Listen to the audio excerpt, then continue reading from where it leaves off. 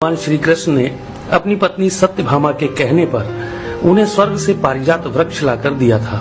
तब सत्यभामा को इस बात का अभिमान हो गया था कि वह सबसे अधिक सुंदर है और भगवान श्री कृष्ण की अति प्रिया भी है। इसी कारण उन्होंने उन्हें पारिजात वृक्ष लाकर दिया है। इसी प्रकार सुदर्शन चक्र ने जब एक बार इंद्र के वज्र को निष्क्रिय कर दिया था, तब से उसे भी यह अभिमान हो गया था कि भगवान के पास युद्ध में जब कोई उपाय नहीं बचता है तो वह उसकी ही मदद लेते हैं। इसी तरह भगवान का वाहन गरुड़ भी यही समझने लगा था कि भगवान मेरे बिना कहीं जा नहीं सकते, क्योंकि मेरी गति और मेरे बल का कोई मुकाबला ही नहीं कर सकता है। इन तीनों के इस अहंकार को तोड़ने के लिए एक दिन भगवान श्री कृष्ण ने हनुमान जी का स्मरण किया था। उनके स्मरण करते ही हनुमान जी तत्काल द्वारिका आ पहुँचे थे। भगवान श्री राम और भगवान श्री कृष्ण एक ही हैं, यह तो हनुमान जी जानते ही थे। साथ ही वह यह भी जान गए थे कि भगवान श्री कृष्ण ने उन्हें किस कार्य के लिए बुलाया है। इसलिए वह भगवान श्री कृष्ण के दरबार में जाने की जगह द्वारिका के एक बहुत ही सुंदर बागीचे में चले गए थे और वहाँ के वृक्षों में लगे फलों के साथ साथ वृक्षों को भी तोड़ने लगे थे। यह खबर जब भगवान श्री कृष्ण के पास पहुंची कि एक वानर बगीचे को उजाड़ रहा है, तो भगवान श्री कृष्ण ने गरुड़ से कहा कि तुम सेना लेकर जाओ और उस वानर को पकड़कर मेरे सामने ले आओ।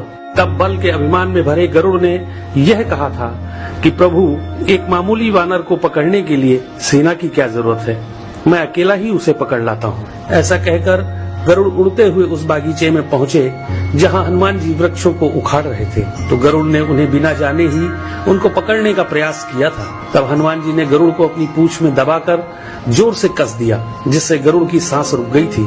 गरुड़ को इस प्रकार कुछ समय तक पीड़ित करने के बाद हनुमान जी ने अपनी पूंछ से ही गरुड़ को दूर समुद्र में फेंक दिया था।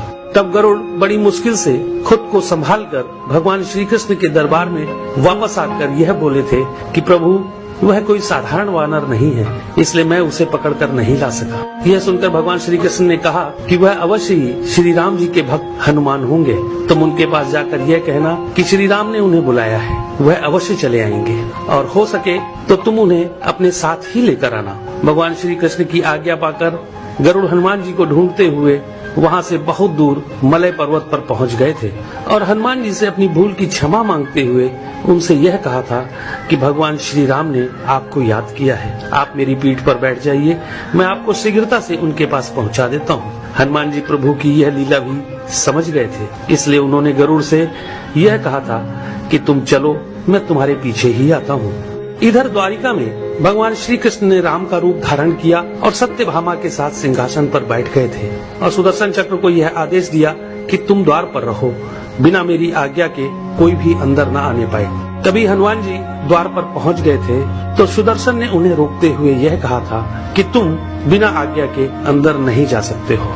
तब हनुमान जी ने सुदर्शन चक्र को पकड़कर अपने दांतों में दबा लिया था और अंदर चले गए थे। हनुमान जी ने सिंहासन पर बैठे भगवान श्री राम को प्रणाम करके उनसे यह कहा था कि प्रभु, माँ कहाँ है? आपके पास उनके स्थान पर यह कौन दासी बैठी है? सत्यभामा ने जब यह बात सुनी तो बड़ी ही लज्जित हो गई थी और उनका सारा घमंड चूर हो गया था। तभी थके हुए गरुड़ देव भी हांफते हुए दरबार में आ गए थे। गरुड़ ने वहाँ हनुमान जी को देखा तो वह चकित रह गए थे कि मेरी गति से भी तेज गति से हनुमान जी वहाँ पहुँच गए।